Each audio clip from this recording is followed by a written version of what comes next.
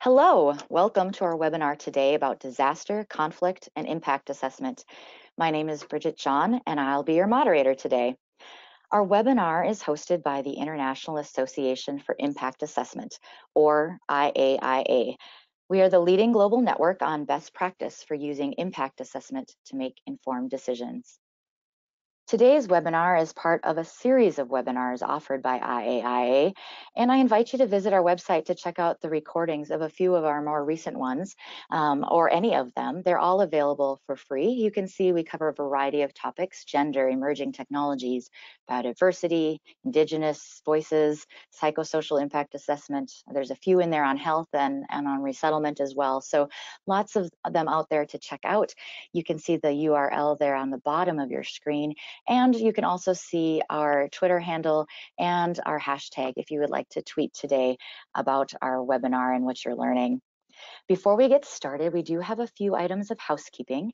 You should have a control panel that has an orange arrow, and you can use that to fly in or out. So if you click it, it will minimize your control panel if you would like, and you can fly it back out by clicking on it again. We are in fact recording this webinar, and it will be made available to you afterwards. It's a 60-minute webinar. We'll have about 15 minutes for questions at the end, but don't feel like you have to wait to ask those questions. If you've got a burning question, go ahead and use in your control panel, there's a questions pane. And if you type your question in there, I'll be moderating those throughout the webinar, and I will pose those to our presenter at the end. So you can type those questions in at any time. You can also download a copy of today's slides in the handout pane in that control panel, and you'll also get a link to those at the end of the webinar. Our presenter today is Charles Kelly. Charles is a freelance disaster risk management consultant and co-chair of IAIA's Disaster and Conflicts section. Charles has over 40 years of experience in disaster risk management and over 20 years of experience in integrating environmental impact assessment to conflict and disasters. So now, Charles, I'll turn the presentation over to you. Thank you very much, Bridget. Good morning, good afternoon, good evening, or good night, depending on where you are. I hope you're all having a good day. I'm going to talk about disaster, conflict, and impact assessment in the next 45 minutes or so. This is an overview. So please send in those questions if there's anything that comes up that you want to know more about. I'll also be providing my email address at the end of the presentation, so you can send me emails directly after the presentation. You're probably seeing a picture with a large rock in front of you. That rock came off of a mountainside about 1,000 meters up after an earthquake. It slid down caused by the earthquake. It fell off a cliff, maybe 250 meters high. It bounced through a river and then proceeded to go through a village, destroyed a house, knocked over some trees, et cetera, et cetera. The reason why I'm bringing this up is the picture you're seeing right now is actually, it looks very nice. It's in the summer in June. The earthquake was actually in December, and the average temperature in the affected area was below 0 Fahrenheit. So this is a very dynamic environment, and we went there to look at the impact of the earthquake. We had really no idea that falling rocks, and particularly rocks as big as a truck, would also be a problem in this community. The reason why I'm pointing this out is that I want to highlight the fact that a lot of times we think about disasters and their associated natural hazards and conflicts as things that we know about. We know about earthquakes, floods, et cetera, et cetera. And in some ways, we're not terribly surprised when they occur. But in any situation, in any location, in any context, we can always be surprised by what happens in disasters. There are a lot of extraordinary things that happen, some very good, some not so good. And so what I'm going to talk about today is trying to understand those impacts, such as the falling rocks that are triggered by an earthquake and destroy houses. So this webinar is about how disasters, conflict, and impact assessment are linked. I'll go into that in probably quite a lot of detail. And we'll also talk about the critical nature of disasters and conflict in assessing impact and why it's important to consider both those things in the impact assessment process. What I hope you will get out of the the webinar is an understanding of how disasters and conflict affect and define the impacts that you'd be looking at in an impact assessment process, and how to consider disasters and conflict in the process of assessing impacts. Now, I should note that when I talk about impact assessment here, it's a bit different, I would say, from what you might hear about after a disaster. After a disaster, we often talk about disaster impact assessment. That's a process that's different in many ways from the normal, for instance, environmental impact or social impact assessment process. And I'll talk a little bit more about how those things are different. But essentially what we're looking at here is something that's a process that's very similar to the environmental impact assessment process that I think we're all very familiar with. I want to talk a little bit about what is a disaster. I'm sure some of you quite well understand the topic, and others, it's new to you. And so I'm going to go through a little background here and help ensure that we have a common understanding of what we're talking about. So years ago, I was interviewing somebody, and I said, how do you define a disaster? And they said it's a large, unfortunate event. A pretty simple description there. And I think we'd all agree that it's probably a pretty good one. More formally, what we tend to refer to when we're talking about a disaster is something, an event which exceeds the capacity to cope. And this is very important because we can have things happen, floods, earthquakes, but they don't exceed the capacity of a society or a community to cope with them. And therefore, in many ways, they're not what we would classically think of as a disaster. Socially, we look at disasters as normal over time. If we look at history, for instance, we know that disasters occur.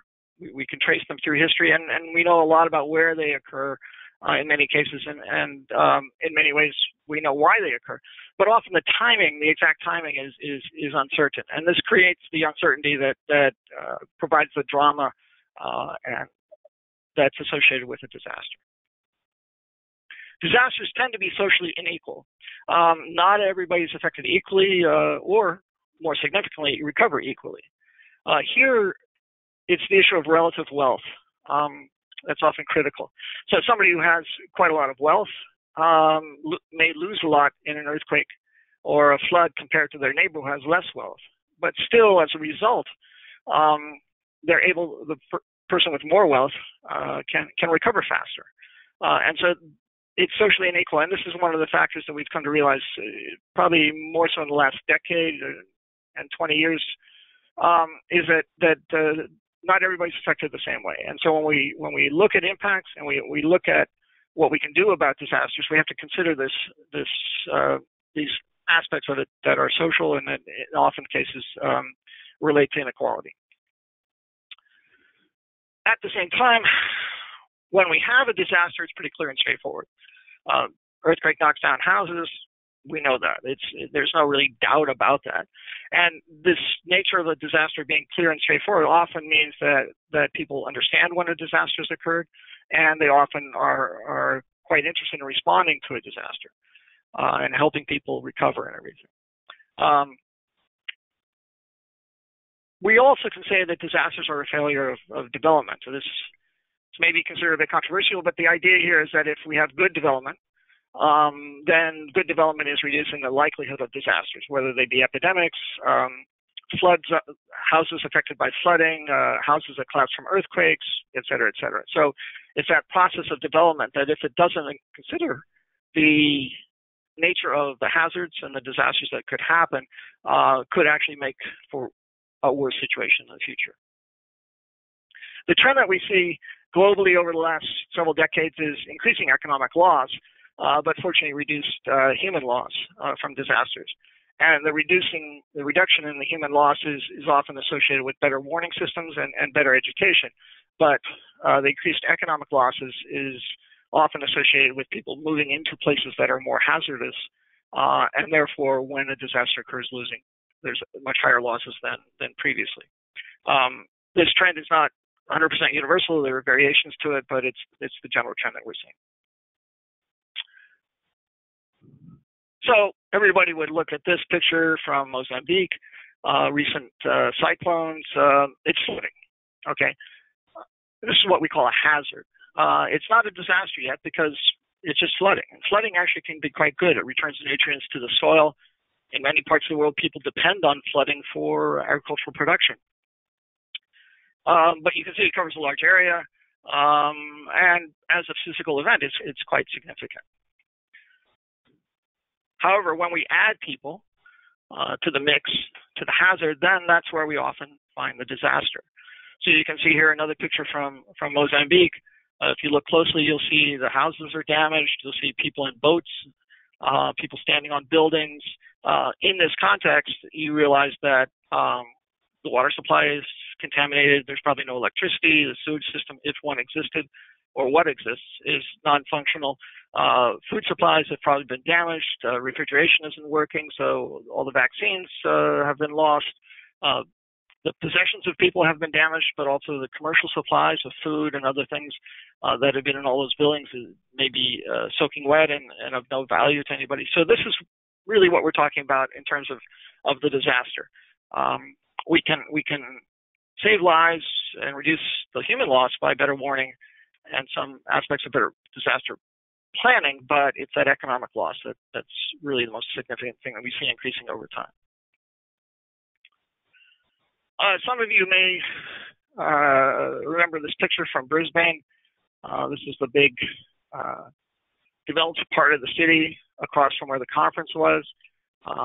Apologies for the poor quality of the picture, but you'll see that the river is quite high. As a matter of fact, it was flooding parts of downtown Brisbane. And if you remember the convention center, the water came quite close to the convention center, as far as I recall from conversations I had with people from Brisbane. So what we're looking at here is an interface of development and nature. A number of factors come into play. First of all, as you develop, in most cases, particularly urbanized areas, you're reducing infiltration capacity of the soils, which means you're having higher runoff. So you can have more floods for the same amount of rain that you had 20 years earlier.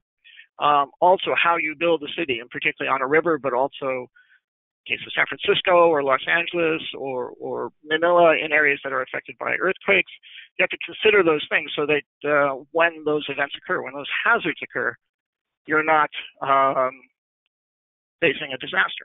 You've just had a large, unfortunate event that wasn't a disaster. Now, I'm sure most of you have seen the Washington Monument in Washington, D.C., quite close to where I'm making this presentation from. This flooding, relatively minor, occurred earlier this year and was a result of a very intense, very short rainstorm. What we see here, though, is a challenge that is very much a developmental challenge and part of the impact assessment process. We have normal infrastructure, the roads, Constitution Avenue, which goes off into the distance straight ahead. And Constitution Avenue is actually built along an old sewage canal, which was in the place of built in a stream that flowed away from the Capitol. And so, as it turns out, Constitution Avenue is a low point. And when it rains heavily, or there's a lot of snow melting, it does tend to flood. And so you have an event which may not really be considered extreme in a global sense, but extreme for Washington, D.C., and the normal infrastructure is not able to cope with it. Now, the reason that I wanted to show this picture also was because Washington, D.C. has looked at this issue and has figured it's going to cost a lot of money to upgrade their infrastructure to handle these kinds of events. And so it's actually started moving towards what we call ecosystem disaster risk reduction by having ways to divert the runoff that comes down the streets from flowing into the low points like this, at least holding it back so it doesn't result in the flooding that we see in this picture. And part of the reason for this, and a very important part of this, is the cost. The cost of building your infrastructure for extreme events is often very high. And figuring out alternatives and ways to address those extreme events without a high expenditure of funds is something that's becoming more and more common as an approach to the extreme events. So just a quick summary. Good development, from my point of view, comes from addressing and assessing the impacts of potential disasters or hazards.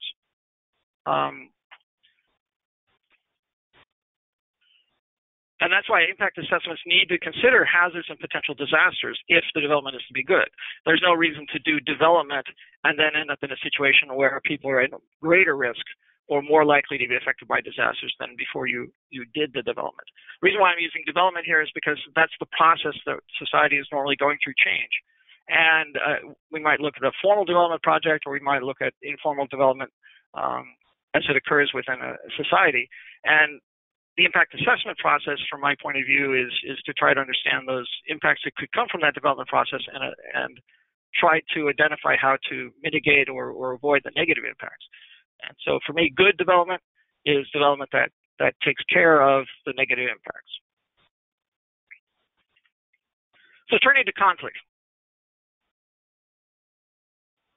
So basically, there are a lot of definitions of conflict. But for me, one of the simpler ones is just there's a disagreement of some sort.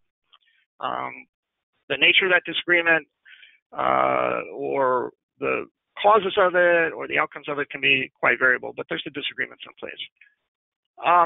Oftentimes, conflict involves direct or indirect violence. Direct in the case of, for instance, armed conflict. Indirect in case of one group, for instance, imposing trade barriers on another group. That could be considered a type of violence. And so as we unpack conflict, it's very important to try to understand all those different elements that can contribute to the causes of the disagreement and the consequences of the disagreement. It can range in scale from 2 people to billions of people. In most cases, I would say if one person has a conflict, that's a personal problem. A conflict with themselves, that's a personal problem, not necessarily something that we're going to look at in terms of impact assessment. But when we get to scale where we're having thousands and tens of thousands and millions of people involved in disagreements, and the potential for conflict is something that we need to be concerned about. Now, conflict also is often present in many development projects, many of the kinds of things we do environmental impact assessments about, and there are procedures for trying to understand how the significance of those conflicts that might occur. But what we want to do is formalize that and apply it across the board. Conflict is generally not clear or straightforward. My example for this is there was an earthquake in Papua New Guinea year and a half ago. And as part of the disaster response, we wanted to look at how to help the affected population. And we quickly realized that there were conflicts that were occurring. And as we started to unpack those conflicts, it became quite complicated. So at one level, there was conflicts between 2 different ethnic groups or 2 different groups in the affected area. It turns out there were more conflicts than just 2. There were many conflicts over a variety of different things, including land and resource access. There were political conflicts over who was getting elected, who didn't get elected, and these things often resulted in violence. There was interfamily conflicts. There were conflicts with a resource extraction company, conflicts with the government about payments of royalties and things like that. So as we sat down, we had an earthquake. That was very simple. And then we had all these conflicts. And these conflicts, all of them, all layered on top of each other, were really a problem for us in responding to the earthquake. So until we understood all the different elements of the conflict, it was impossible to respond effectively to the earthquake. Hopefully, over time, those conflicts have been unpacked and ways forward were identified. One question that does come up is whether conflict is increasing or decreasing, and part of it has to do with an expansion of research and understanding of what is conflict. And breaking it down to even interfamily conflict, intergroup resource conflict, et cetera, et cetera. The other part of it may be that for a period of time, information about conflicts was suppressed, and we didn't hear about the kinds of conflicts that we're now hearing more about. So it's sort of an ongoing discussion as whether the number of conflicts and the nature of conflicts is increasing or whether it's a process that's decreasing. So conflict is, to give you a couple examples, conflict is often viewed as armed fighting. There's a little picture military-type vehicle driving through some nice vegetation with some guy on top with a gun. And these types of conflict, the armed fighting can be between conventional forces. It can be unconventional conflict. It can be more or less inactive conflict, where they're parties that don't agree with each other, and they've been fighting in the past, but they sort of have a de facto or a actual truce, or there may be tensions under the ground, under the surface. Sorry, that could lead to an outbreak of a little bit of fighting, but not necessarily something that could scale up to a big global event. And one of the concerns we have actually with the armed fighting is the amount of damage that it can do to the environment. And we often see and document this kind of damage to the environment is quite significant. So in the center picture there, the sort of white grayish background with black splotches on it, that's from Syria. These are people who have set up little homemade petroleum processing plants, a very small scale, because the major petroleum refineries had been damaged from the fighting, and people could access oil, and they needed income because there were no other sources of income. So they were doing this local oil refining using a very dangerous process, which involves heating the oil to refine it, and obviously a lot of impact on the ground in terms of both the direct pollution, and there's a lot of problems with air pollution, and there's a problem with human health as well, the people associated with that. You can find out more about that in the document referenced at the bottom, Scorched Earth and Charred Lives. This is actually an interesting case where using remote sensing and collaborating with people on the ground has been able to document quite a lot of environmental impacts in the conflict in Syria. And so there's some very interesting literature on that. In the upper right, you'll see a picture of a gentleman who's there was damage to a sewer system in the crater there, and he managed to use water from the sewage system to grow plants. Often this is what you see in a conflict, people adapting to whatever circumstances they have to survive. And not everybody can leave a conflict area, and figuring out how to adapt, and in some cases in ways which are environmentally damaging, such as the picture of the example of the oil refinery, is one of the things we really want to understand as we anticipate what could be done in the recovery from a disaster. Recovery from a conflict. You'll also see in the background of the picture, with the bomb crater in the foreground, you'll see damaged buildings, and this is another issue that we come up with in assessing impacts of conflict, armed conflicts. All those buildings need to be taken down, preferably all the concrete and recycled, the metal recycled or reused, and all that process has to happen before you can really recover from a war.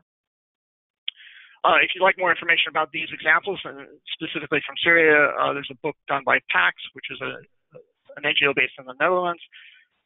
They've done a series of reports, and the debris is one of them that looks at the cleanup, the potential, or say the potential, the requirements that need to be faced in cleaning up from the conflict. And what's notable is that the debris was put out before the end of the conflict. So this is an ongoing process of looking at what would be the recovery requirements for addressing the debris problem once the fighting stops, either in Syria as a whole or in the areas where some of the cities are. But looking more broadly at conflict, we really need to understand there's access to and use of any kind of resource, whether it be a ground resource, water, air, whatever. It's often about the use of land or the use of sea, and these conflicts can be at very local scale. For instance, two villages competing over access to land that's good for agriculture, or offshore resources for fishing, or it can be a global political kind of conflict. Oftentimes, a conflict arises over consequences from the process of doing business or technology or industry. So we have issues, for instance, about rare minerals being used in phones and the impact of that on the environment in the Democratic Republic of Congo. businesses that operate outside the environmental norms and create pollution and cause health problems for the neighboring communities. So there's quite a range of things that can trigger a conflict. Many of them are not necessarily associated directly with a disaster, but some of them quite often associated with just the way people are normally doing things in a location.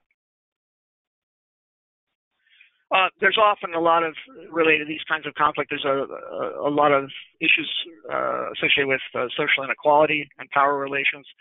There's been some interesting work done on that in the United States and in other countries about who lives next to factories that pollute and those kinds of issues. And these things need to be brought into the impact assessment process. And to a certain extent they are, but we think that they really need to be brought in much more actively. The issue of governance is of course very important.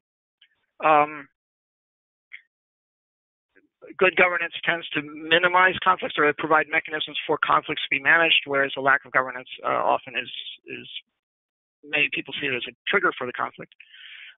These conflicts that we're talking about, the general sense of the conflict is associated with change, and when we're developing new projects, when we're doing new things, that will involve change. One of the peculiarities that we've seen is that the conflict often may not seem rational in retrospect. I've spoken to people who lived in the former Yugoslavia who think that the whole thing about the wars in that region were just really not very well thought out. They didn't result in things being better for everybody, and they didn't result in the outcomes that people expected. And with some exceptions, conflicts are not based on any detailed impact assessment. One point I would mention before I move on is that some parts of the military establishment, particularly members of NATO and organizations, military involved in UN peacekeeping operations, actually have fairly detailed, fairly proactive environmental review procedures and ways of assessing and addressing environmental impacts. And there is actually quite a lot of learning that's gone on in some of the UN responses about how to address environmental issues and consider these. One group that's been leading this process is the Swedish Defense Research Organization, and they've actually done a number of reports and on this issue, and I think have presented on this at past IAIA meetings, and it's something very valuable to look into.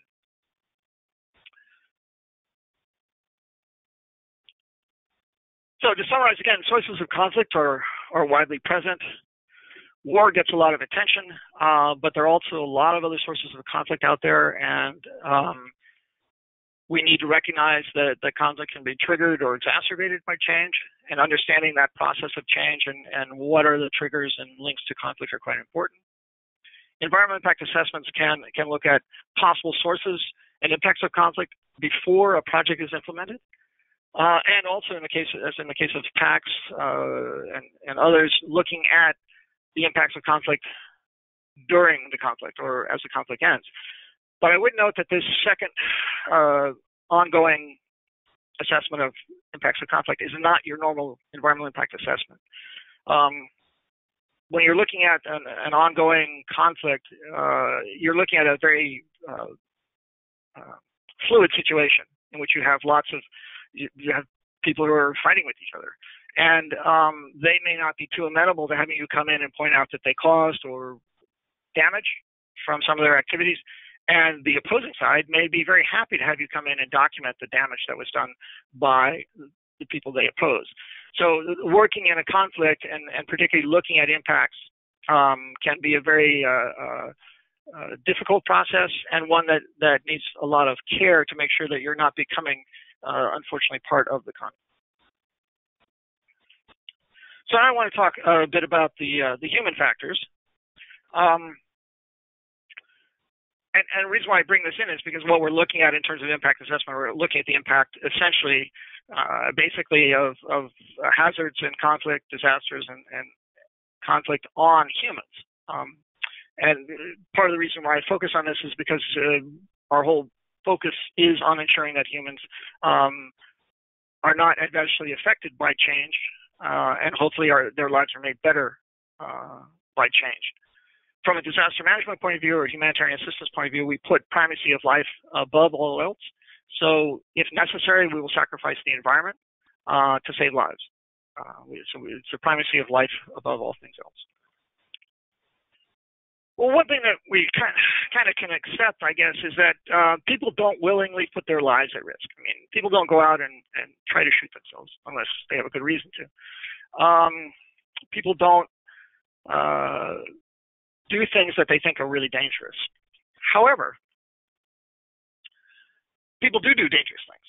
And what we've learned is that when people survive doing things that are dangerous, this reinforces the view that they'll survive next time. So when we look at the case of people living on the coast, when a hurricane comes along and it doesn't do any damage or does very minimal damage, then people tend to come out of that experience saying, okay, I can survive a hurricane. It's not so bad. So the next time a hurricane comes along and people say, oh, it'll be just like the last one, and it may be worse, or it may be better. But that normalization of the experience is one that we've recognized as an important factor, that people will often, based on their past experience, downplay the risks that they may face the next time they face a similar situation. Now, the opposite is a little bit true sometimes when people will go through a very bad disaster and therefore be sensitized to it in such a way that they will take action to avoid it next time. But in general, people surviving dangerous things that reinforces the view that they'll survive next time. We also have to recognize, being realistic, there's only so much time and money in a day. We need to prioritize things, and people do prioritize things. And they may not prioritize, for instance, reducing the risk of flooding because it's not something that's going to happen in the near future, and they have other priorities. Finding food for the day, getting gas for their car, whatever their other priorities are. So this is a part of the human factors we need to consider. We also need to recognize that the immediate benefits of any actions to reduce risk or to reduce the likelihood of conflict may or may not outweigh the long-term harm. So people tend to look at the immediate benefits and not necessarily look at the overall long-term benefits and harm that come out of this. And explaining the immediate benefits and the long-term benefits and the immediate harm that might necessarily be done by somebody having to move away from the coast, for instance, or raise their house, economic harm in that case, is often one of the challenges we face in disaster risk management. And I think it's also something that you face in impact assessment when you're trying to consult with communities or populations about how they deal with the risks that you've identified. What we find is that risk reduction, looking at how people reduce risk, comes from education. Essentially, the rule of thumb that many have adopted is that teach kids about earthquake safety, and eventually things will become a lot safer. And hopefully, in the meantime, they'll harass their parents to do things that are safer. Education works, and it's something that we really haven't paid as much attention to necessarily as a risk reduction strategy globally, but it's something that merits a lot of attention. The other case is a shock, and so this could be a war, this could be an earthquake, it could be floods, it could be some economic crisis.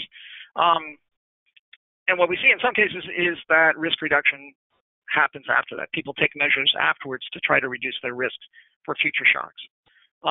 But this doesn't happen in all cases, and what the research suggests is that if the shock is deep enough, then things may change, at least temporarily, but that if change is started before the shock, such as through education, then it's more likely to result in the change continuing after the shock. And this is very important when you identify mitigation measures or adaptation measures for potential disasters or conflict. You need to think about when they're going to come to play and how they're going to come to play.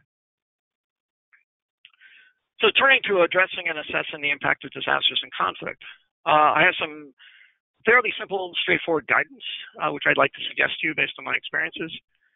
So the first thing is to identify and scope out the natural and conflict hazards that might be associated with a development project, with whatever you're looking at in terms of an impact assessment. You want to then select the more significant hazards and define disaster impacts. Now, I use the word disaster here, it's italicized, because at this point I'm now combining the disasters like floods and earthquakes and the conflict, because to the person affected, it really doesn't make any difference whether it's caused by a flood or somebody fighting. To them, it's a disaster. It's a large, unfortunate event that's beyond their means to cope. So here I've brought those two things together under the italicized disaster. And you can, the process of selecting more significant hazards and disasters can be done quite easily through expert advice, and there are also a number of methods available for consulting with the at-risk populations about how to do that. That's quite a common thing in disaster risk reduction. So then you want to consider the typical process of considering alternatives to reduce disaster impacts. Are there alternatives to developing the project, to implementing the project, to the development process that reduce disaster impacts? Where you can't reduce the disaster impacts, then you have to figure out ways to reduce them, to minimize them to acceptable levels. And what's acceptable, and this is a consultation process, but what's acceptable may differ by gender, by wealth, by education, by profession, by a variety of other factors there. And so that consultation process about the acceptable level of risk is quite important, because people may not understand the risks and what's acceptable in the same way that you as an outsider assessing impact would understand them.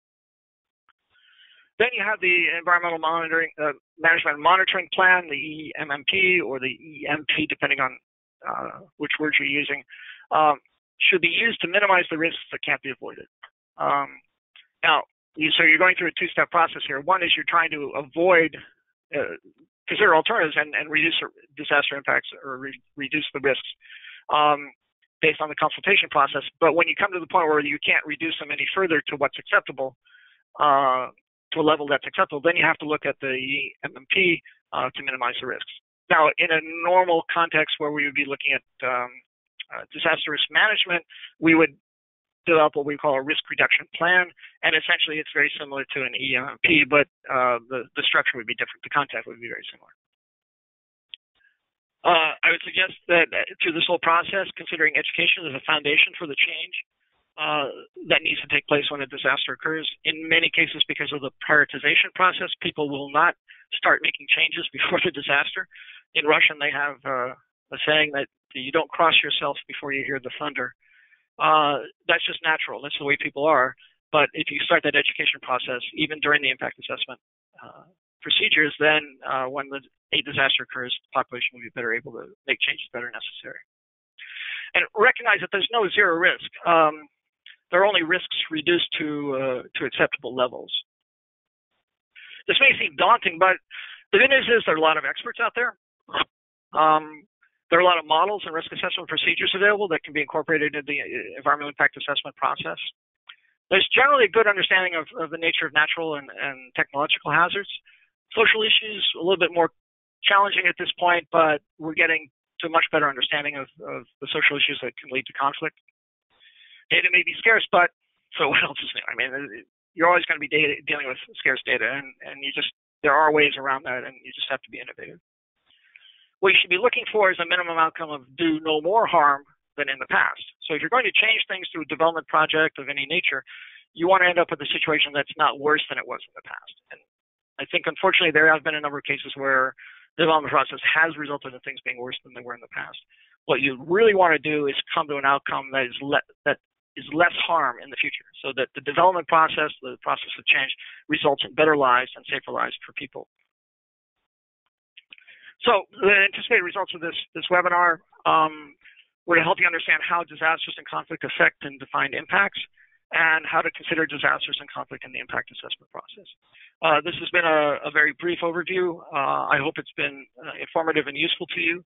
I look forward to any questions you might have, and I also will provide you with my email address if you have any questions you want to contact me on directly. Thank you very much. Excellent. Thank you so much, Charles, for that great overview. And I just want to remind all of the participants that there is an opportunity to type in your questions in that gray panel in your control panel. So just click the triangle to expand it and then type in your questions. So we do have a few that have already come in. So Charles, the first one is from Victor, and he's wondering if terror attacks are included in your category of disasters in your classification. Yeah, terror attacks are a type of conflict. And in the case of Syria, for instance, there's been a lot of concerns about the use of chemical weapons, which is a concern that's existed outside of Syria as an option for terrorist attacks. So yes, terrorism is a conflict situation, and it's one thing that we would want to look at, or I would hope that we could look at if we were doing an impact assessment in a location where terrorism may be an issue. I also want to highlight that terrorism is not necessarily a universal definition of something that takes place in a conflict. So one side in a conflict may see something as terrorism, and the other side may see that as a normal reaction or an appropriate reaction to the situation they see. Thanks. All right. So Charlotte's asking if you can comment on the draft World Bank strategy or policy for fragile conflict, violence, countries, and settings. No, I have to say I'm sorry. I haven't read that yet. I'll get to it. My apologies. All right. The next question comes from Simon, and he says there's quite a lot of resistance in the profession to incorporating risk assessment in EIA. He's wondering about your thoughts on how we can overcome that.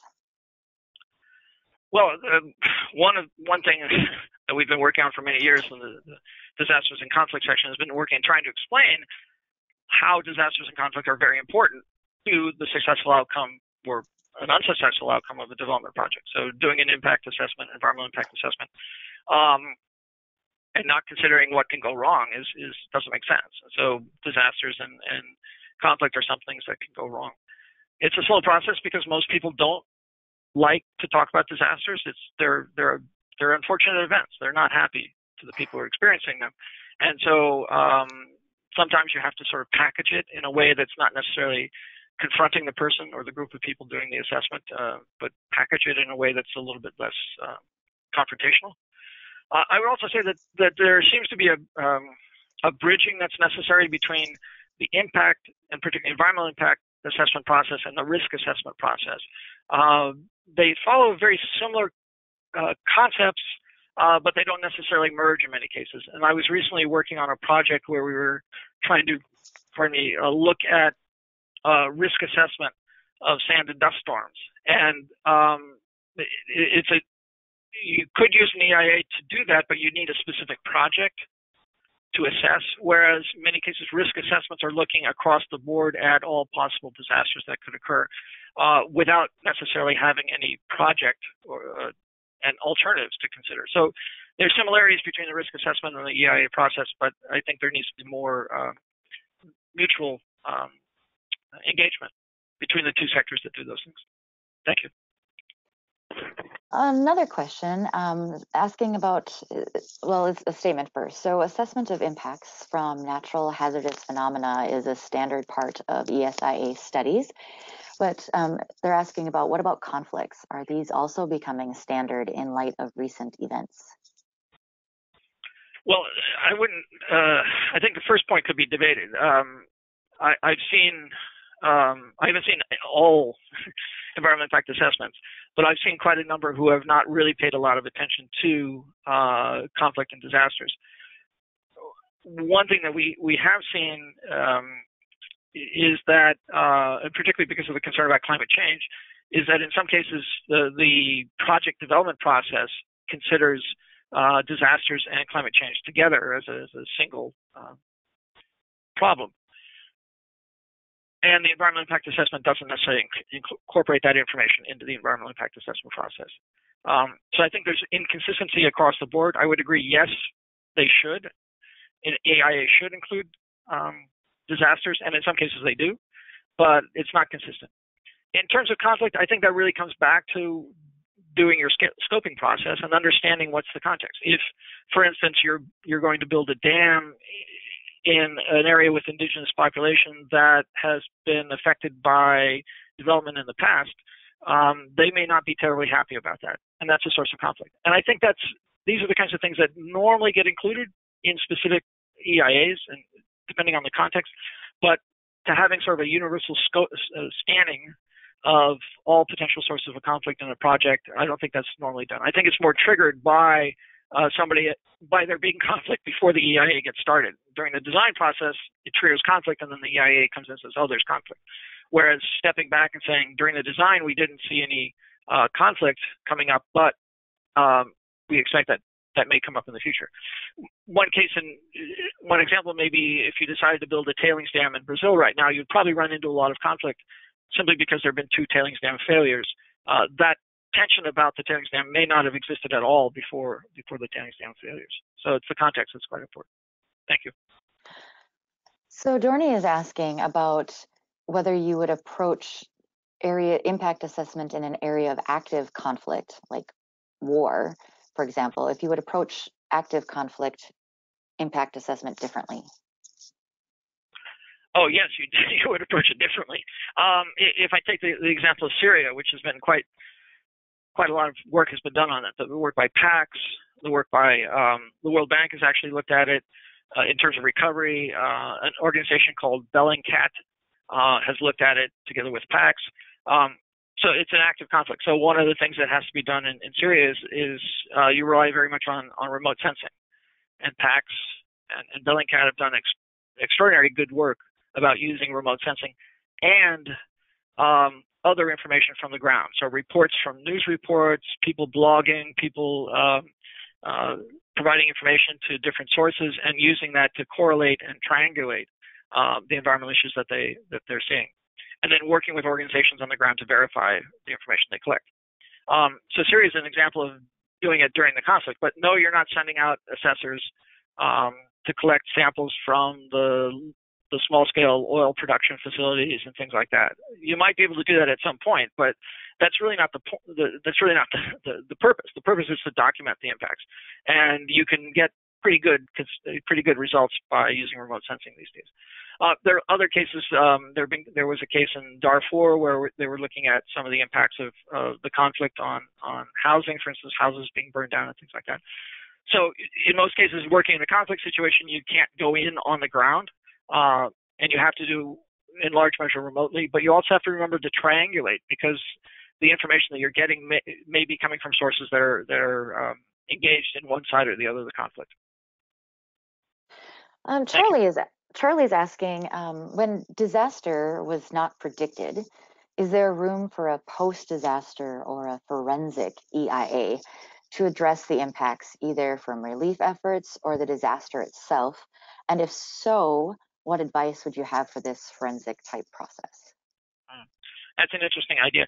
And there have actually been some efforts to try to do some forensic work, particularly from the natural science side, about some of the physical hazards, physical disasters like flooding and earthquakes and volcanic eruptions and things like that. Generally, after disaster, there's a fairly well-established process of doing what's called a needs assessment or damage and needs assessment.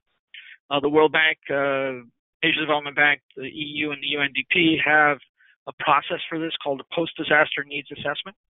And the whole process after the disaster is to try to understand the physical and economic and social impacts of the disaster as a way of indicating how much assistance might be needed to recover from the disaster, to at least make it as good as it was before. Increasingly, though, we've been raising the point that when you come in to recover from a disaster, you need to make the situation better than before. You want to reduce risk, make it safer than before.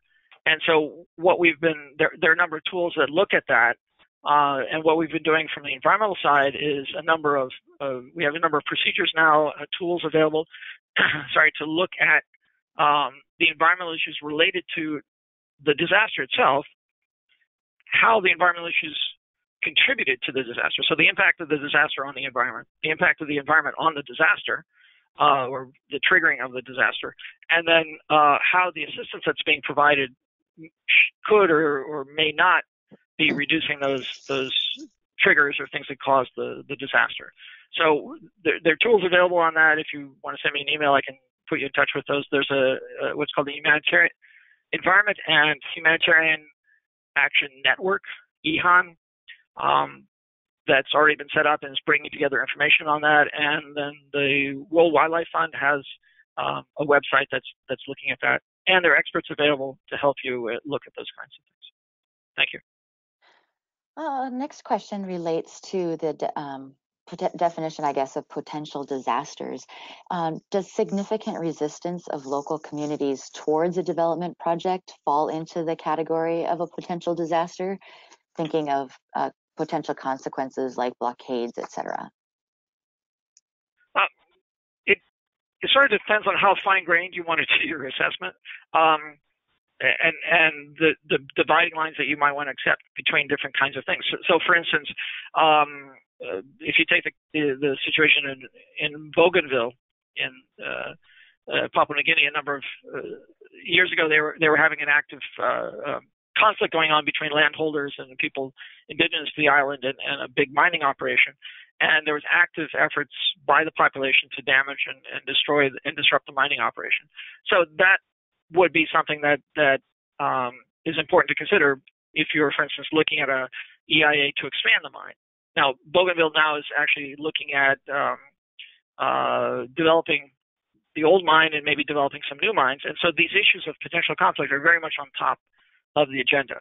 And what would happen and how things could happen in a way that would reduce the potential for conflict. So we're not talking about security assessments or safety and security assessments in an impact assessment, an environmental impact assessment. But what I'm encouraging people to do is to recognize that there may be sources of conflict that we need to pay attention to. All right. Well, we have two people asking some questions that relate to informal or temporary housing and settlements. So, for instance, Sylvia's from Italy, and they had an earthquake in 2009. And so there's a problem there with decommissioning of emergency housing as original houses are restored, and wondering about how to minimize the long-term impacts on the land. Basically, she said they're going to have housing for twice the real population with no resources to maintain them. And then, of course, some environmental and social risks associated with that. And Charlotte is asking a similar question about the effects of disasters and conflicts on informal settlements, and looking about the effects of climate change on that. So temporary post-disaster settlements and also informal settlements. Oh, the question from Italy is interesting. There is something called the Sphere Standards for Humanitarian Assistance, SPHERE. And within the Sphere Standards, there's a chapter on shelter and settlements. And within the chapter on shelter and settlements, there is a standard on environmental sustainability. And one of the indicators for that standard is that sites be returned to their normal conditions or better after the disaster. So I don't know whether it make a big difference with the Italian government, but the international standards and the international indicators are that those temporary housing sites should be taken down and the sites returned to the way they were before the disaster, or preferably better. That's what we try to do in the international assistance arena. It's not always easy, cleaning up camps and decommissioning facilities. In many cases, globally, though, those temporary houses become permanent. And if you look at Chile, there are communities that became permanent after the earthquake and tsunami in 1960. I think the more recent earthquake and tsunami they had in 2010, they were able to actually decommission a lot of the facilities as people moved into the permanent housing. So that decommissioning process should be part of the rehousing plan. It shouldn't be considered as something separate. And that's based on the international standards that are used by the international humanitarian community now. In terms of informal settlements, there, as we know from the example recently in the Bahamas, there's quite a lot of difficulty because they are informal and they often lack the land ownership documentation and the paperwork that's associated with being a legal resident in a location. And so that makes the assistance to them quite much more difficult, and also makes the recovery process much more difficult. So assessing the impacts of a disaster or potential disaster on an informal settlement, generally you come up with the fact that you need to make it a formal settlement, and that can be a long and difficult process. But you should recognize that the informal settlements, people there have a right to survive. They have a right to live, and they have other basic human rights, and those things need to be considered as part of the process. There are, particularly in Latin America, quite good experiences on how to take informal settlements and turn them into formal settlements, but you do need to make sure that you're addressing the hazards like flooding and earthquakes and landslides and things like that that may be associated with where the informal settlement is, because generally informal settlements are in places that are not where anybody else wants to live. In terms of climate change, we do end up with a bit of a challenge here because on the one hand, you have organizations like the Asian Development Bank that combine climate change and their disaster management focus together. But when we look back at the definitions of climate change, we're talking about long-term changes and trends rather than a storm today or a flood tomorrow. And one of the emerging challenges right now is the desire to incorporate adaptation to climate change into the development process, but you're uncertain about what the change is actually going to result in. And that uncertainty, I think, makes it a bit of a challenge. It's not insurmountable, but particularly for the natural hazards, it does create some challenges that you need to be specific about. One of which is that if you build a town and you pave all the streets, no matter how much more it rains or not, you're still going to end up with a problem with runoff, and you need to manage that problem. So it's breaking down the climate issues in the smaller pieces and looking at them as hazards that could be exacerbated by the development process that I think is quite important. Thank you. All right, so I think we have time for one last question. There's been some great ones coming in, so I'm sorry we'll have to trim it here, but Presley is going back to a comment you made earlier, Charles, in your presentation about flooding is a hazard, add people, and you can have a disaster. So what Presley would like to know is, does this hold true only for flooding, or are other natural phenomena included as well? And if it affects mainly the biophysical component of the environment, would it still be okay labeling it as a disaster, such as an ecological disaster, or are disasters used only when people are directly or indirectly implicated? Good question. So the definition I put forward of a hazard coming in contact with people and the people not being able to cope, resulting in a disaster, is one that's generally accepted in the disaster management community and in the research community that deals with disasters, and geographers and anthropologists, sociologists, and others.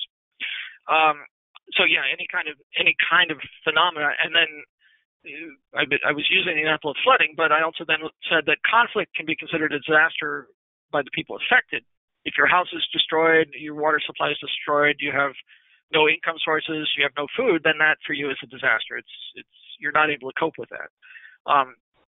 Sociologists will have lots of discussions about that, but for me that's a practical point of view. But we've also seen the emergence of things like economic disasters. Russia, after the breakup of the Soviet Union, went through several crises in which people's lives were affected, mortality rates were increased. And those things we started to understand more are disasters from a social context rather than necessarily the traditional earthquake and flooding that you might have. One of the challenges that we face in the disaster management world is that everybody likes to put the word disaster or emergency or crisis onto whatever they're experiencing. So we have environmental emergencies, we have ecological disasters, et cetera, et cetera. I think that to a certain degree debases the word disaster and the human impact that it has, but it's just the way that we tend to refer to things as very important. And when you put the word emergency or disaster or crisis in association with climate change or industrial development or air pollution or a variety of other kinds of things, then that for us makes it something that we urgently need to address. And I can't argue with that need to urgently address it. It's just that sometimes everything's a disaster. We just have to deal with that practicality. Thank you. All right. Well, thank you very much, Charles, for an excellent presentation and for answering all of those questions. Thank you to participants for being with us today and for tossing in your questions as well. On the next slide, we do have Charles's email address so that you can reach out to him as he so generously offered. We also want to encourage you to complete a survey, very, very brief, as you exit the webinar today. That just helps us to improve our offerings too. Also asks if you have ideas for future webinar topics so that we can help meet your needs. In a day or two, you will receive a link to the recording of this webinar, as well as a link to the slides. So be watching your email for that. So with that, thank you, everyone. We know that your time is valuable, and we hope this was valuable to you as well. See you next time.